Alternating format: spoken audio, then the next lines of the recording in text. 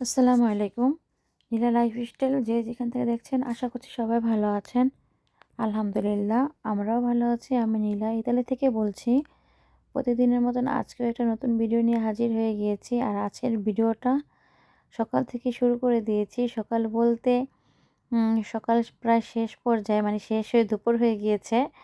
তো সেই মুহূর্তে আপনাদের সাথে আমি ভিডিওটা স্টার্ট করেছি। আর এই যে যেহেতু আব্দুল্লাহকে ঘুম থেকে উঠিয়ে ফ্রেশ করিয়ে খাওয়া-দাওয়া করিয়ে ভিডিও আমি শুরু করি সেজন্য একটু দেরি হয়ে যায়। আর এই যে আব্দুল্লাহ আমার কিন্তু পাশেই ছিল। আর আপনাদের সাথে ভাবলাম যে একটু শেয়ার করি ভিডিওটা। তাই একটু ভিডিও করছিলাম আর আমিও আসছিলাম। আমি তো একটু পরপরই বারান্দায় আসি। আমার কাছে ভালো লাগে। ফ্রেশ আরকি একদম ফ্রেশ হাওয়াটা এত ভালো লাগে ধারণার বাইরে। হয়তোবা ঘরে বন্দি থাকি সেজন্য এরকম লাগে। আর এই যে গাছের পাতার মধ্যে কেমন যেন একটা কলি, কলি না এই গাছের পাতা এগুলা জানি না। এত ভালো লাগছিল দেখতে তো ভাবলাম আপনাদের সাথে একটু শেয়ার করি। এই যে বড় গাছটার মধ্যেই।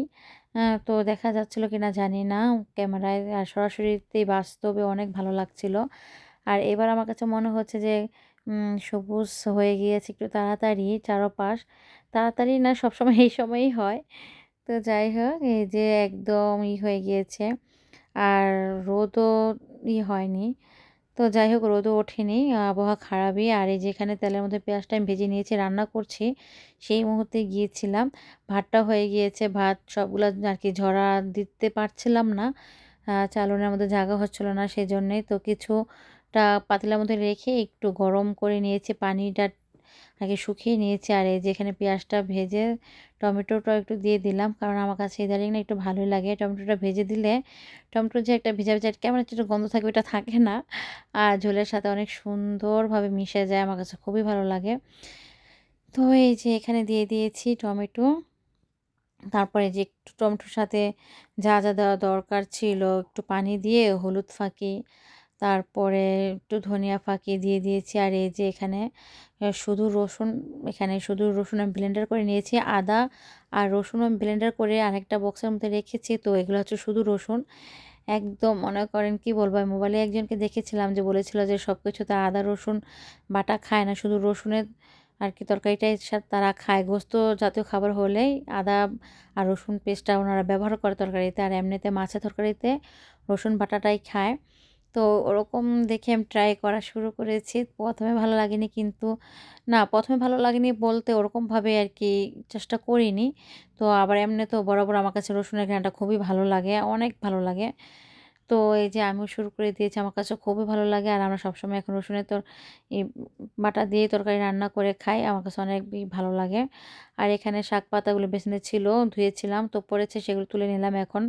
দেখেন আপনাদের সাথে একটু শেয়ার করি কত জমেছে আরও আছে। ওইগুলা আশেপাশে আরকি রেখেছি জায়গা হচ্ছে না দেখে, জায়গা হবে না। তো সব একসাথে নিলে দেখা যাচ্ছে এগুলা ধুইতে অনেক কষ্ট হয়ে যাবে। পেঁচাপেচি হয়ে যাবে তার জন্য এই যে এখন আমি এ এমনিতেই ধুয়ে নিচ্ছি। আর এখানে বসিয়ে দিলাম হলো শাক। এখানে দিয়েছি হলো আ কা কি বলে পেঁয়াজ, পেঁয়াজ কুচি দিয়ে আমি শাকটা বসিয়ে দিয়েছি। আর দিয়েছিলাম কাঁচা মরিচ। তো এই যে শাকগুলো কিন্তু ১ম এ অনেক দেখা গিয়েছিল আর লবণও দিয়েছি। তো দেখা যাচ্ছে না কচকচা একবার শাকগুলা। পাতাগুলা চুমসে গিয়েছে আর ডান্ডিগুলো সবই বের হয়ে গেছে এরকম একটা অবস্থা। আর একটু পানি উঠেছে তো ভাবলাম যে একটু সিদ্ধ হোক ডান্ডিগুলা। আর এই যে এখানে আমি কিছু মেজে নিয়েছি সেগুলো এখন ধুয়ে নিচ্ছি। ধুয়ে এখন সম্পূর্ণভাবে সুন্দর করে যেটা যেখানে রাখা দরকার থাকে সেখানে রেখে দিব। আর কিছুটা এখানে রেখেছি ঝরাতে হবে সেজন্য।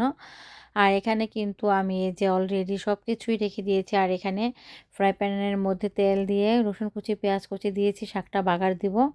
তো এখানে শুকনো মরিচ দেওয়া যায়, দিলে দেখা যায় কি খেতে ইচ্ছা করে আর খাইও। পরে সমস্যা দেখা দেয়, ভালো লাগে না। কাঁচামরিচটাই দিয়েছি তো আর শুকনা মরিচ দিব না। আর যেহেতু আব্দুল্লাহ খাবে, শুকনা মরিচের ঝালটা না একটু বেশি বের হয়ে যায়।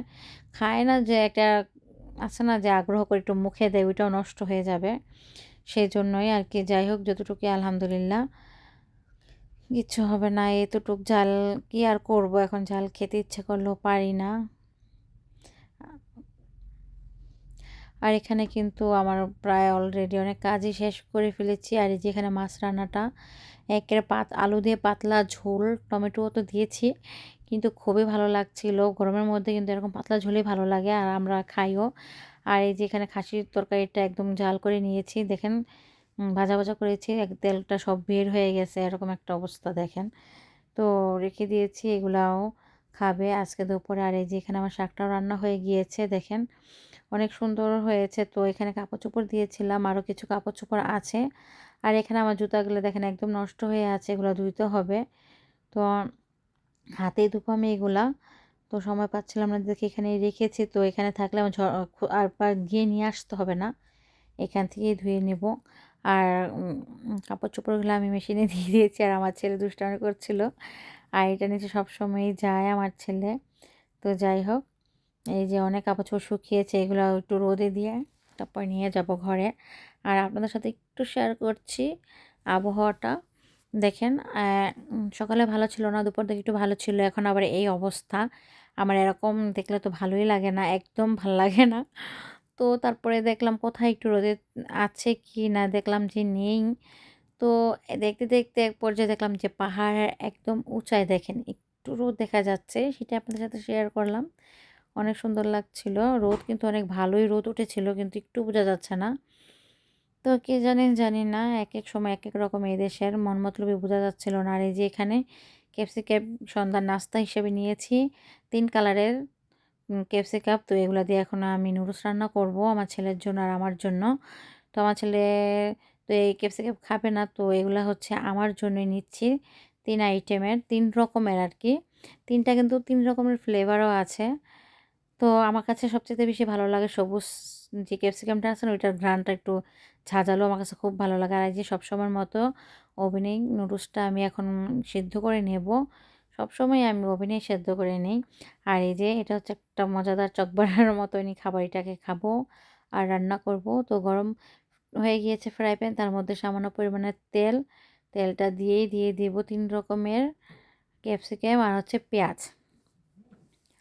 তো এগুলো একটু আমি আরকি ভাজা, ভাজা করে নেব, হালকা সিদ্ধ করে নেব। একবারে বেদা, বেদা করে সিদ্ধ করব না। বেদা, বেদা মানে হচ্ছে একেবারে সফট করে ফেলব না। একটু সটে করে নিব। কারণ আমার কাছে ওরকমই ভালো লাগে। বেশি ভাজা, ভাজা আরকি বেশি সিদ্ধ হয়ে গেলে ভাল লাগে না। একেবারে কেমন জানি তখন এটার খাবারের টেস্টটা একেবারে নষ্টই হয়ে যায়। এরকম মনে হয় আমার কাছে। একদম নরম হলে টকটক আর কেমন যেন ভাল লাগে না। আমার কাছে একটু কাঁচা, কাঁচা থাকবে এটাই ভালো লাগে। এই পেঁয়াজ আর ক্যাপসিকামগুলো হচ্ছে আমার জন্যই। আমার ছেলে এগুলো কিচ্ছুই খাবে না। তো আমার ছেলের হচ্ছে নাম, আমার হচ্ছে কাজ, এটাই। তো একটু লবণ দিয়ে এখন সামান্য ওই যে বললাম করে নিব। আর এখানে ওই যে দেখেন কি সুন্দর হয়েছে দেখেন সিদ্ধ। দেখো একদম বোঝাই যাচ্ছে না এরকম একটা অবস্থা। তো এখানেও কিন্তু আমি একটা ডিম দিয়ে দিব। আমার ছেলে আবার ডিম না দিলে পছন্দ করে না। এখন আর কি চাহিদা বাড়ছে, বুঝতে শিখছে, বড় হচ্ছে, ধাপে ধাপে সবই পারছে বলতে। তো এই যে এখানে নুডলসের মশলাগুলো দিয়ে দিলাম। এখানে হচ্ছে কি বলে এটা ভেজিটেবল নুডলস। আমার কিন্তু এটা ম্যাগি না, ম্যাগির মধ্যে এগুলো পাবেন না। তো এখানে ওই অয়েলটা দিয়ে দিলাম, মশলার জাতীয় অয়েল। আর এই যে মশলা আর লাল মরিচের ফাঁকিও থাকে এটার মধ্যে, সেটাও দিয়ে দিলাম। তো দেখেন ভয়ে ভয়ে দিচ্ছিলাম। তো এখানে একটা কাঁচামরিচও আছে যে বড় দেখা যাচ্ছে কিন্তু।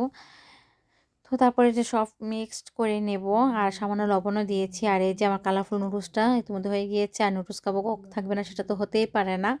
কোক তো লাগবেই, লাগবে। তো এই যে অনেক গরম আর এগুলো হচ্ছে দুপুরের। আর এই যে এটা শাকের এটা দেখা যাচ্ছে মনে হচ্ছে কি ফ্রাই, ঢাকনা নাই এরকম মোদা মোদা কেমন যেন লাগছে খালি খালি। তো যাই হোক, আর এই যে এখন খাওয়ার জন্য চলে আসছি, আমি খাচ্ছিলাম ক্যাপসিকাম আর কাঁচামরিচ, এরকম সিদ্ধ কাঁচামরিচ আমার কাছে খুবই ভালো লাগে। তো অবশ্যই জানাবেন আজকের ভিডিওটা কেমন হয়েছে, আপনাদের কাছে কেমন লাগলো। আল্লাহ হাফেজ, ভালো থাকবেন।